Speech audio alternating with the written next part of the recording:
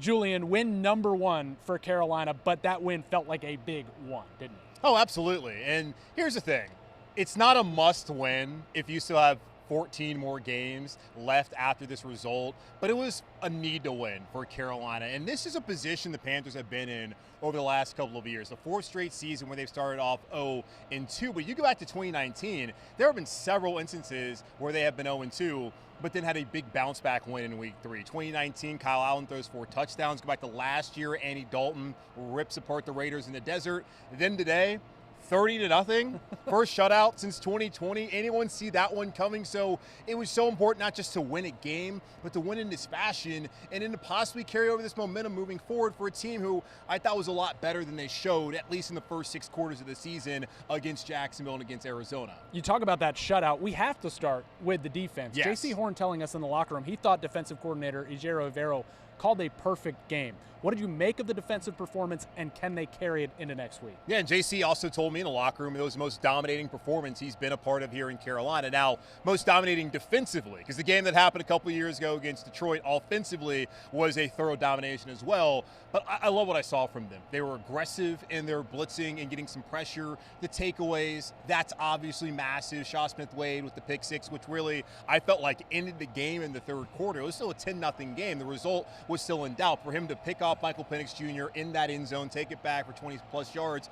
was massive. The interception by Mike Jackson. And even when Atlanta, all they're trying to do is avoid the shutout, avoid that embarrassment, calling a timeout, you will see Lathan Ransom, someone who a lot of fans have called on to play more at safety. He knocks it out. So to see them get the ball on the ground, to communicate, to be effective the way that they were, was really encouraging, especially coming off of the second half of last week for this defensive performance to look in the way it did today. Offensively, wasn't flashy. Bryce Young had better statistics in the loss last week, but his most important stat, no turnovers. And importantly, this team started with a touchdown on their first drive. Yeah, and here's the thing, like last week, if you look at just passing yardage, 328 yards, the most he had ever had in a game. You even look at more advanced stats like expected points added, one of his top 3 games, but he turned the ball over to start off the game, and that led to 10 points. And that has been a recurring theme with Bryce to begin seasons, including week 1 against Jacksonville, where he also spotted them 10 points. So he might only throw for 121 yards today, and he might have 0 touchdowns, but more importantly, 0 interceptions, 0 fumbles. They took care of the football, and they took advantage of the opportunities that were there. I love the opening drive that they had. Great play call by Dave Canales, have a little rub route there to get Tedero McMillan open, and you look at after the interception by Mike Jackson, complimentary football, things that we don't often see or talk about really in Carolina in a positive way. That played out after that Mike Jackson interception with the 1-yard run by Rico Dowdle, but Bryce was in control. He was efficient. He was what they needed him to be, and he played as 111th, and that was good enough for victory. They scored 23 points offensively.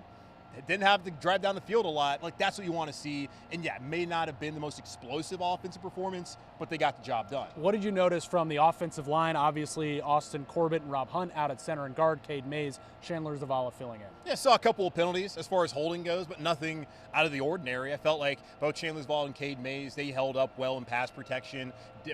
I think maybe one time Bryce was sacked, and me having to think back to it, basically tells you how this offensive line performed in this game on Sunday, and I wasn't surprised. You go back to last season, Cade Mays, when he was in there at center, Bryce Young played pretty well. Is Cade Mays the main reason why Bryce Young played pretty well? I don't know, but there's certainly a correlation to some of the best ball we saw from Bryce and Cade being in there at center. Chandler Zavala, his rookie season 2 years ago, honestly, was unplayable. Was put in a position where he probably should have been out there that early, but his development since then, when he stepped in last year, even when Hunt was hurt at the end of the season, week 18 to today, has been massive. And that's something that Dave Canales talked about. They want to be a developmental organization, and that played out on the field with those 2 offensive linemen in Cade Mays at center and in Chandler Zavala at right guard. You would have loved to see that Bryce to T-Mac deep connection finish a couple times in this game. What have you thought of T-Mac through his first 3 weeks as they still kind of figure that out? We've seen some good signs. Yeah, people can question the 8th overall pick going to a wide receiver, and then you see how the season starts off defensively and wonder maybe Carolina should have gone defense. But when you look at some of the issues that they've had with Xavier Legette, who was not available today, and even the rest of the receivers, even though it was not a big passing game, didn't necessarily have big days, you see how necessary it is to have a guy like Tetairoa McMillan. I felt like in the offseason, they needed to find a way to get a #1 receiver. Again, did not expect that to be with the 8th overall pick, but he's been a bona fide #1. He has been everything that they have asked for. The catch after the run stuff, too, has been impressive. And he's made some almost highlight catches. Some of them have been out of bounds. In due time, that will happen. I think he has been excellent for them and has given them everything that they need in a receiver and what they've really been missing since, they moved on from DJ Moore. A different kind of player, but certainly a necessity for a young quarterback still in Bryce Young who's developing, and for this offense to have that kind of big play threat. All right, Carolina thinks it has the #1 receiver of its future. Do they also have the kicker of the future? Looks like it. Ryan Fitzgerald was 13 of 13 last year at Florida State, made all four, obviously, of his 50-plus yard attempts, and that was not a great Florida State team. He was their offense at points in times last season, but he's been nailed so far. And it is funny because I remember we were talking to Dave Canales today after the roster cut down just about Ryan Fitzgerald winning that job, and he said, yeah, he's the kicker for now. And then the next day, Dan Morgan, the Panthers general manager and president of football operations, said they're going to live with the ups and the downs of a young rookie kicker. Haven't seen any downs so far. I've seen a lot of ups, and that is a good thing because that has been a position in the past couple of years where it's been stabilized a little bit by Zane Gonzalez and Eddie Pinheiro for a period of time, but they did not have that big leg. And we saw that today, saw it a couple weeks ago. I think they're in a really good spot there with Ryan Fitzgerald. Now, I'm sure there'll be some bumps along the way, but he looks like a guy that they can absolutely rely on early on in his career. Julian, is this just a team right now that just needs a warm-up, right? First 2 weeks, they didn't look anything like they did here in week 3. It was kind of the same as last year. Yeah, I guess the Atlanta Falcons were their get-right game after what happened in Jacksonville and what happened to Arizona. And Jacksonville's turned out to be a fairly decent team. The Cardinals are also not a bad team at all either, and they were a team that was right there on the doorstep of the playoffs last year until they lost on this field in December against Carolina. But you look at the weeks ahead, this could be a jumping off point. Now, I believe was the frustrating thing for this team, for the organization, for the fan base when you look at the first 2 weeks against Jacksonville. A solid opponent, but an opponent that you can beat. Arizona, same kind of case. Solid team, but a team that you can beat. And if you don't turn the ball over like they did, especially last week in the desert, they maybe win that football game. But now, with the win today against Atlanta, knowing you have New England next week, who had 4 turnovers, and they really struggled today in their loss. You also look at Miami, complete disaster at this point in time. You have the Cowboys, who defensively, a lot of questions there. And then the Jets, who are, well, the Jets. So, those are 4 winnable games. It's a week-to-week league. So, understand you can go from 1 week where you can't stop the run to last week where you stopped the run and looked great in the second half of the offensively, and into this week where I don't think anyone, at least I didn't, maybe you did, expected a 30-0 blowout of the Atlanta Falcons. You got to take it week to week. You got to execute, be prepared, and get off to a good start like they did today. But those are 4 teams that they can beat.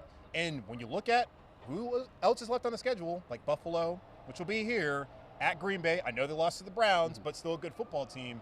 This is the time for Carolina to try and stack some wins and really get some momentum to where they can feel good about themselves when they face the upper echelon of the NFL, like the Packers and the Bills. Does this win give you more confidence that the coaching staff can have the team better prepared to make that kind of run and win some of those games coming up? Well, as long as it's not week 1 or 2, sure. But I don't know.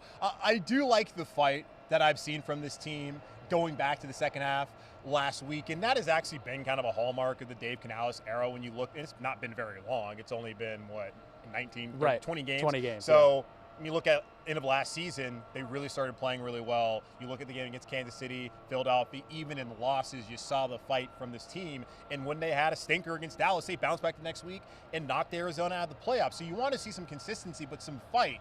Another thing that's been a hallmark of the Dave Canales era is getting off to horrible starts to start off the season. But if they can bounce back like they did today and then find that consistency that we saw at the end of last season, then yeah, I can have some confidence in this coaching staff and their preparation of what they can do and get this team to play overall clean football. No, the one muff punt aside, I thought clean offensive performance, taking care of the football and cleaning those things up. So it takes some time. Maybe they should have played in the preseason more. We can talk about it until we're blue in the face, but I do have a little more confidence in their preparation just based off of what I saw here today. How do the Panthers respond to a victory? How does Julian Council respond to a victory every day on Locked On Panthers? We're going to find out. Yeah. Thanks, buddy.